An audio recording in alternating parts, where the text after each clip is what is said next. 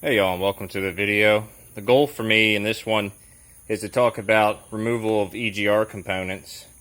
You may need to remove it for whatever reason. There's some reasons that are legal, such as inspection of your actuator or replacement of a leaky cooler.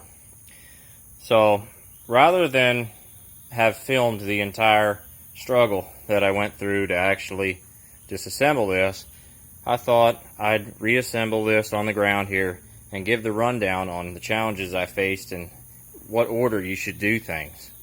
So this is the easy side. This is the side you start with. There's 4 bolts on the Egr actuator and 1 electrical connector.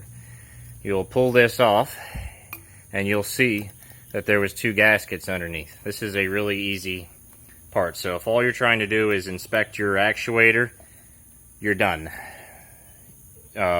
Well, unless you're going to clean it, of course.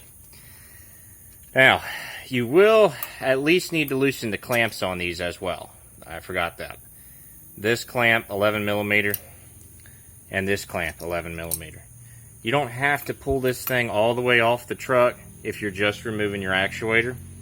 But if you're trying to get to your cooler, you'll have to do this bolt here as well, which is on the block. It's very difficult to access, but with a deep socket or something, or a small socket extension, you can go in between your upper radiator hose and get this out. It wasn't that difficult. Watch out for your metal gaskets, which fit like that. And there is another clamp on this side. I think I already mentioned that. So through this point, that's the easy part. No problems. Now, 2 little bolts here, little nuts I mean. Probably 8 or 10 mil heat shield. Okay, remove the heat shield. This part, the servo, is in a real pain to get off. So some people try and take this off and split this in half and take this part with it. Don't do that. Leave this together. These are literally rusted on there, and even with PB they wouldn't budge, and they were starting to get stripped. Now, the actual servo piece here, there's a few different bolt locations. There's 2 10 mils down here, and you're going to want a deep socket for that one. There's another bolt that was there, nut or something that was there, and then on the side here there's 2 more on the side. And for some of these you need ratcheting wrenches. Some of these you need a regular socket. Sometimes you'll need a wobbly, so make sure you have a wobbly. And you're going to wind up needing one of these kind of wrenches too. I had to go buy a little set of these. I went to Home Depot, got some Husky ones, and they worked out. 15mm is the main one you need, but I also used the 14 at some point.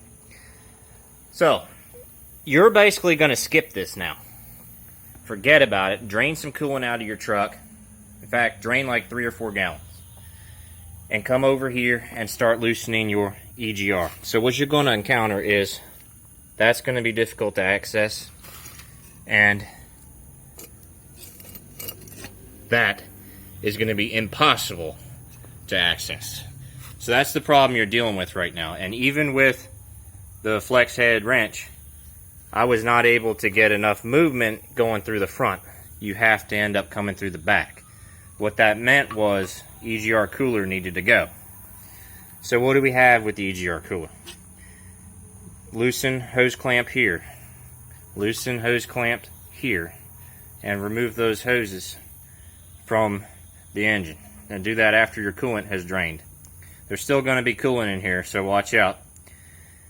Then, bolts. There's 4 easy bolts on the top. 2 tough bolts back of the exhaust manifold that are 15mm. I didn't have any real problem. Like, they were a challenge. They required a little bit of acrobatics, but these did not give me much worry at all. I may have had to use a wobbly on that, but definitely I took them both off with this socket. So,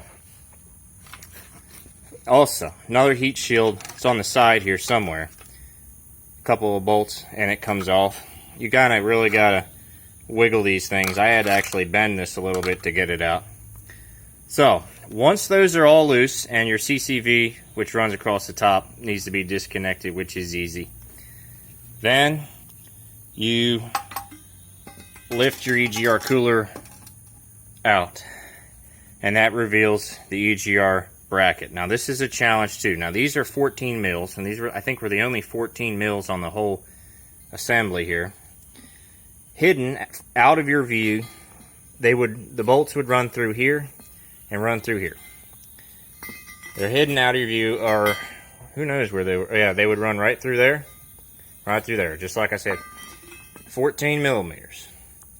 And you gotta go in.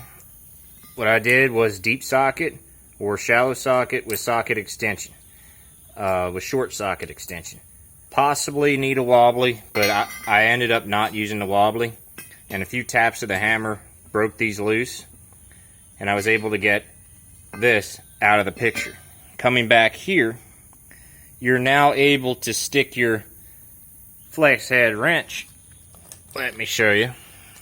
Your flex head wrench come in from behind and loosen that nut there, and with that heat shield out of the way, that nut there, this whole assembly comes off in one piece. And that's how you do it. That is the rundown on it. Now let me show, let me keep the camera rolling. It's going to save me some editing. Let me show you what the engine looks like right now. I am waiting on parts. Waiting on parts in the mail for a couple more days before I can do anything more with this. Start fixing stuff.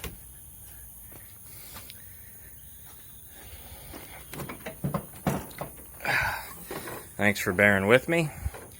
So, stick a rag in your intake and have a vacuum cleaner, because when you clean up around the edges here, probably a little piece is going to fall in. Even if you have a rag there or paper towels, still going to get pieces in there. So bring your vacuum cleaner out and suck that all out. Here is the freed up space. This is where that one bolt on the crossover tube was. I said it was on the block. It's on this little tab attached to the block.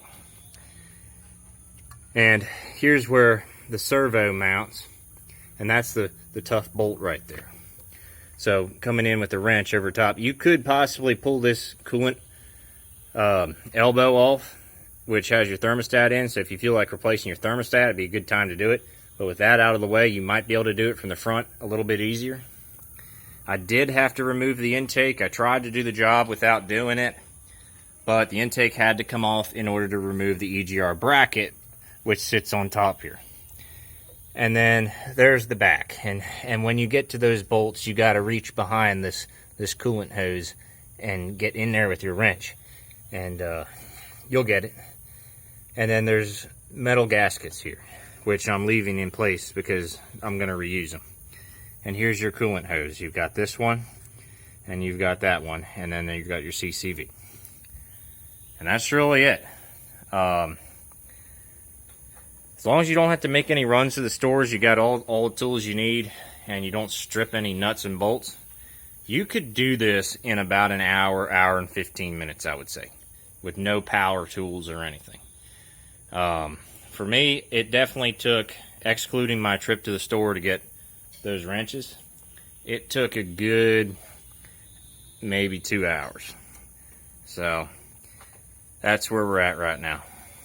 So hopefully this helped y'all out. Hopefully you didn't mind the alternate video style with me waiting until after work's kind of done to do the video. But I'll see y'all in the next one. Still ended up being 9 minutes.